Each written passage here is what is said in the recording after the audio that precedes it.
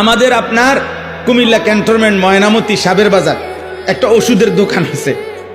কদ্দুর জায়গা, ওষুধের দোকানটা জায়গা কম, কিন্তু আমার মনে তারা যদি 24 ঘন্টা না 48 ঘন্টাও খোলা রাখে, এটার মধ্যে কাস্টমার, মানুষের আস্থা। আমি ইন্ডিয়া দিল্লিতে ডাক্তার দেখাইছি, দিল্লির প্রেসক্রিপশন নিয়ে এই সাবের বাজারে ওষুধ নিয়েছি। বুঝছেন না আরশাদ ভাই? সাবের বাজারে এসে ওষুধ নিয়েছি, এই ইন্ডিয়ার ওষুধ ডাক্তার। আমার আস্থা যে এখানে আছে, এবং আমার আস্থা ওই ঠকাবে না।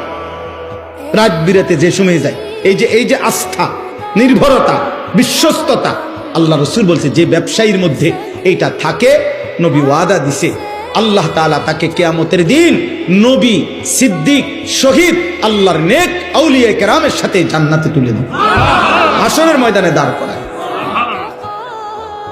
হ্যাঁ।